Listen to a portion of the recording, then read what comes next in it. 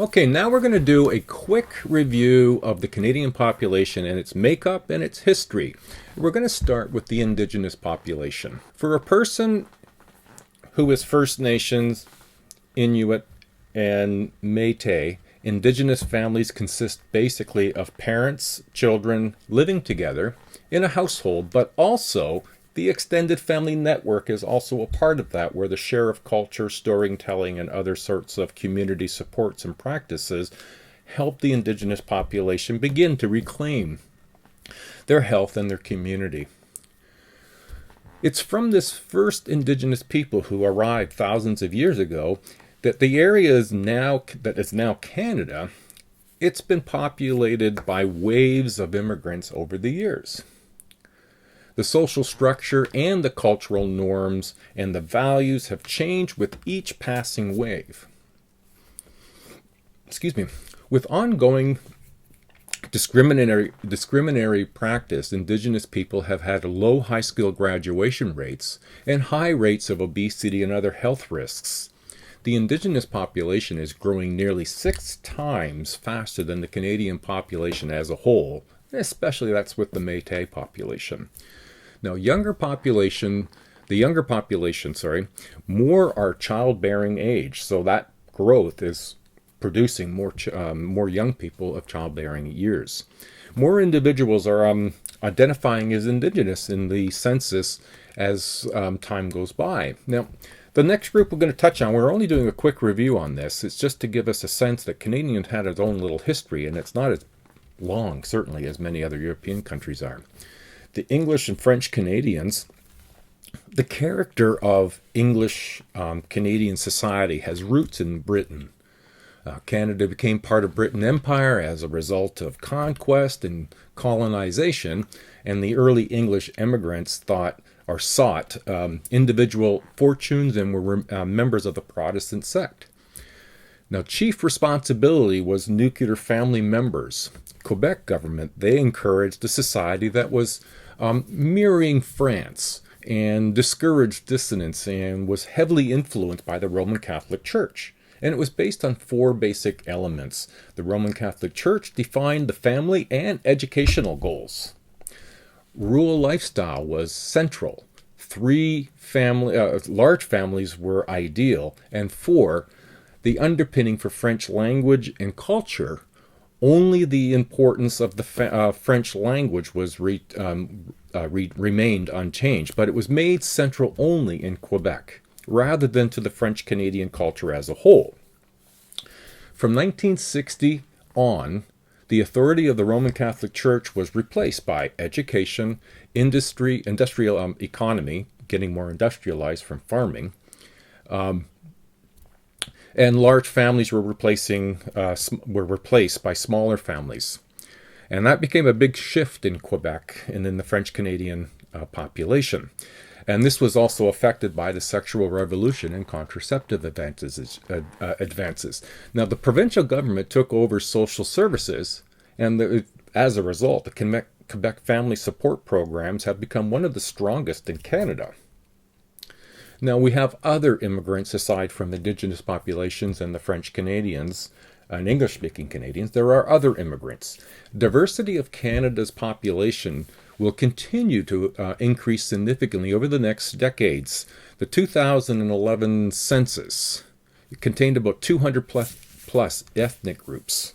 By 2031, about 25% of 25% of our population will be foreign-born.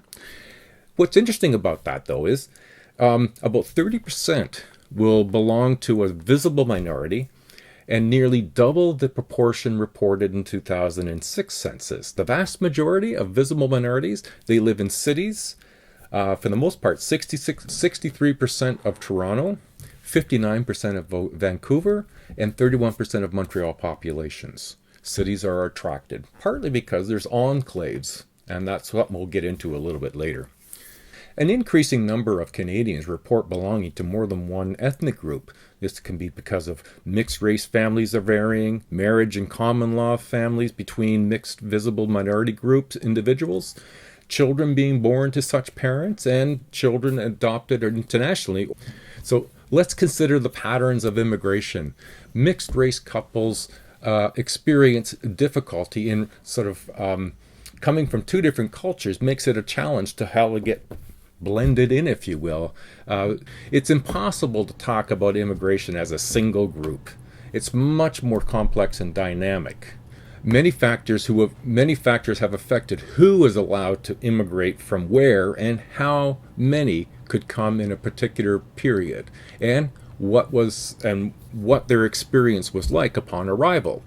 Over the last century, many key factors have included the desire to maintain the British character of Canada and need of labor to develop country and humanitarian motives. So we'll begin with, now nearly 3/4 of immigrants come from Africa, Asia, and the Caribbean and Latin America, and only about 16% come from Europe. Currently, the largest group of recent immigrants is from the Philippines. Many immigrants see Canada as the promised land. Now, there's types of policies that are in place at time of arrival, either to facilitate or to not complicate, sorry, but to reduce the complication of adoption or adaptation. So other policies of multiculturalism is promised through the public recognition and funding of ethnic diversity. Despite generally,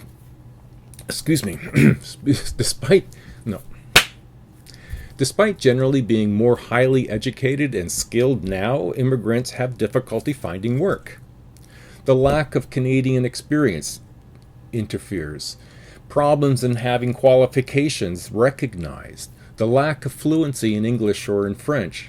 Upon arrival, many immigrants live in an ethnic neighborhood and support the cultural traditions, and these are known as enclaves.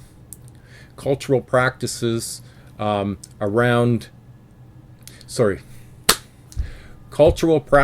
arouse condemnation if they violate mainstream Canadian values. Immigration can also mean separation from family members. Female domestic workers often have children when they come to Canada and are on a temporary visa and care for Canadian children or seniors. Children of immigrants may have difficulty growing up in two different cultures. The demand growing of service agencies to develop policies that are sensitive to cultural traditions of their clients. Many immigrants chose to go to relatives or ethnic groups for help rather than to go to the mainstream agencies. Agreements between Aboriginal bands and provincial and federal governments have permitted the formation of child welfare and family services agencies that are culturally sensitive.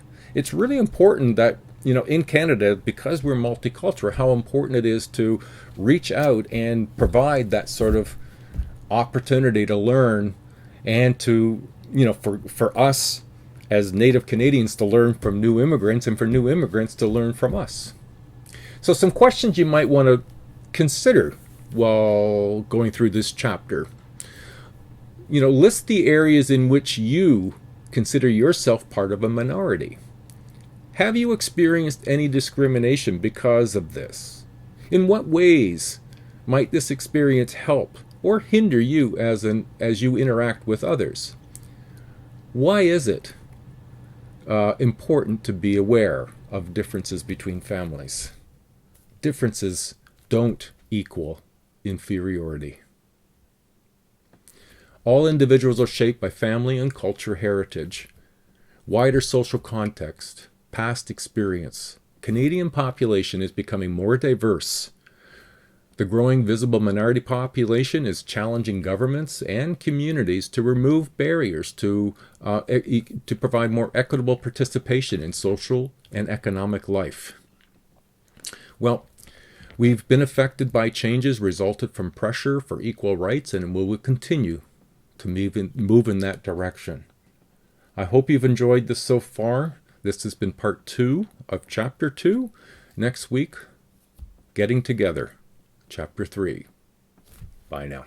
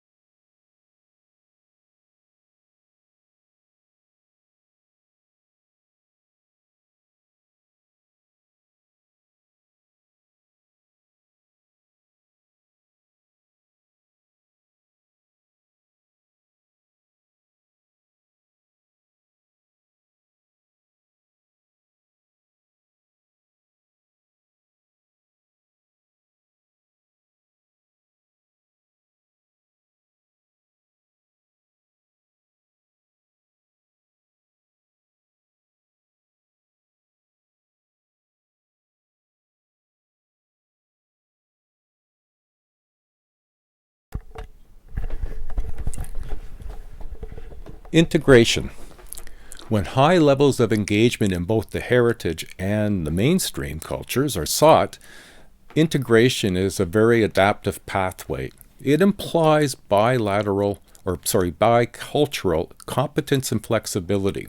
So if someone identifies as Italian Canadian, it's the bicultural competence is the ability to speak both languages, understand the culture, and be flexible enough to move from one culture and to the other.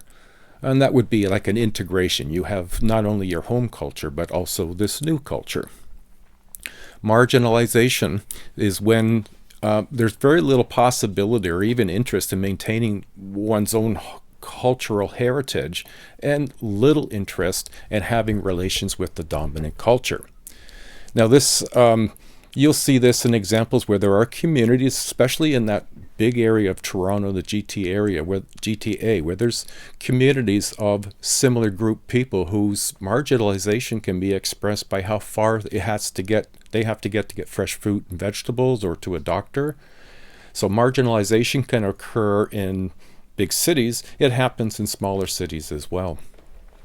Culturalization policies are strategies for integrating or excluding immigrants that are promoted or enforced by the dominant group through their laws or any other official programs, either in Canada, in case it's federal or provincial. Now, these policies are inclusive or including multiculturalism, melting pot, segregation, and exclusion.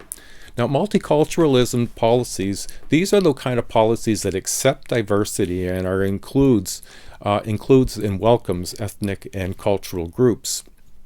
Canada is a good example of that. It doesn't mean that, as expressed earlier, that there aren't any issues in regards to race and ethnicity or prejudice and multiculturalism. Well, these are policies that accept diversity, and they include all ethnic and cultural groups. Melting pot, well, these are policies that encourage individuals to assimilate into the dominant culture. And then segregation, well, these policies are based on forced separation from the dominant group. And then there's exclusion, which are policies that marginalize immigrants. Now, the last two examples, and certainly in Canada, have occurred, but they happened certainly at the end, in the end of the 19th century and the beginning of the 20th century. Not as much, certainly not now. Well, that's the end of part one. In part two, we're going to review the Canadian population, its makeup, and history. So we'll see you in part two, everybody. Bye now.